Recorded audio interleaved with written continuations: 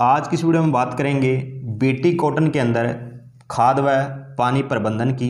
हमें BT cotton के अंदर खाद को किस तरीके से देना है और पानी हमें कितने दिन बाद जो है वो रिपीट करना है, और पानी के साथ हमें कौन कौन से जो खादें हैं वो डालनी है। स्प्रे के अंदर हम कौन सी खादों का प्रयोग कर सकते हैं। तो किसान साथियों, सबसे पहले हम बात कर लेते हैं बीटी कॉटन के अंदर बिजाई के समय में कौन कौन सी जो खादें हैं वो प्रयोग करनी है।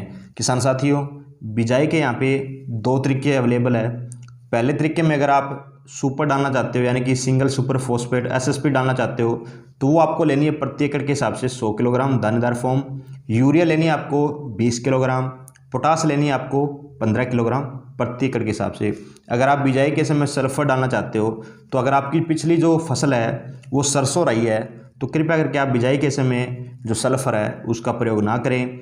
जो भी किसान साथी जिंक डालना चाहता है बिजाई के समय, तो किसान साथी अगर आप एसएसपी और डीएपी का यूज़ कर रहे हो बिजाई के समय, तो वहाँ पर आप जो जिंक है उसको नहीं डाल सकते, क्योंकि जिंक और जो फॉस्फोरस है वो एक दूसरे के साथ रिएक्शन कर लेते हैं। रिएक्शन का मतलब कि मिट्टी के अंदर वो लॉक हो जाते हैं, यानी कि पौधा ना तो फिर आपकी जो सुपर है उसको ले पाएगा, ना ही डीएपी को ले पाएगा, ना ही जो पौधा है वो जिंक को ले पाएगा। जिंक आपको किस तरीके से डालनी है उसके ऊपर भी हम चर्चा करते हैं। तो दूसरा सबसे पहले तरीका जान लेते हैं कि दूसरा तरीका क्या है बिजाई का।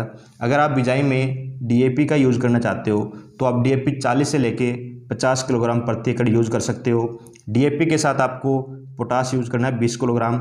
यूरिया आपको बिजाई के समय डीएपी के साथ नहीं यूज़ करना है।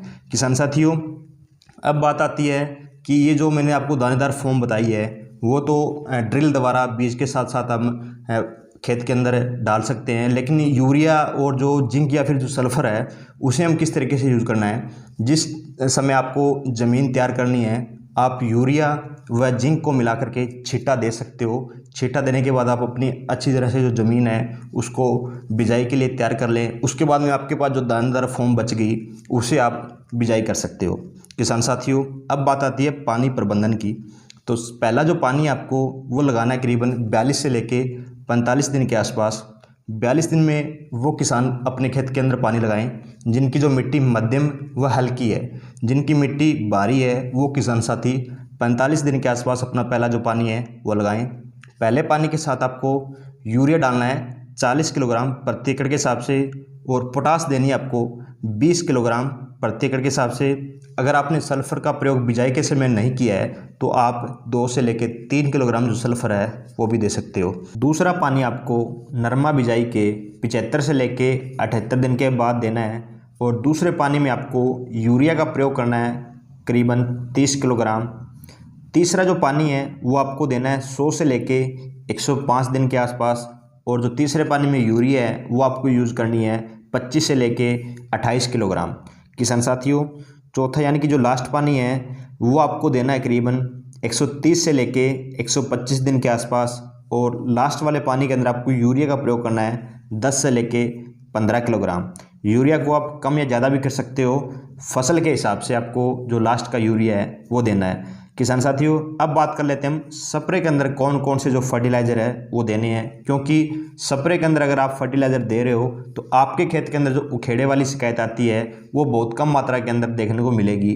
किसान साथियों, स्प्रे के अंदर आपको जब आपकी जो कॉटन है वो 70 से 75 दिन के आसपास हो जाती है, तो उस समय आपको NPK 13045 करीबन 1.5 किलोग्राम प्रति एकड़ के सबसे यूज़ करना है। अगर आपके यहाँ फ्लावरिंग आई हुई है और जो फूल है वो झड़ रहे हैं, तो आप इसके अंदर जो बोरोन है वो 100 से लेके 120 ग्राम भी प्रति एकड़ के हिसाब से ऐड कर सकते हो। पानी की जो मात्रा आपको वो करीबन 150 से लेके 160 लीटर यूज़ करनी है 1 एकड़ के अंदर, या फिर आप करीबन जो माइक्रोन्यूट्रेंट का मिक्स कम्बिनेशन आता है बहुत सी कंपनियों का, तो 1 से लेके 1.5 किलोग्राम जो माइक्रोन्यूट्रेंट्स है उसका प्रयोग कर सकते हो।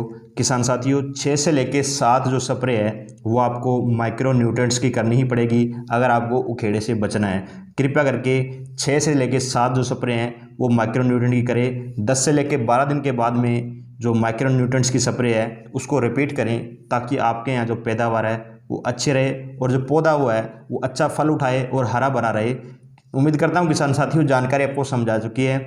अगर फिर भी खाद प्रबंधन के बारे में आपको कुछ और पूछना हो तो कृपया करके नीचे कमेंट करें। धन्यवाद किसान।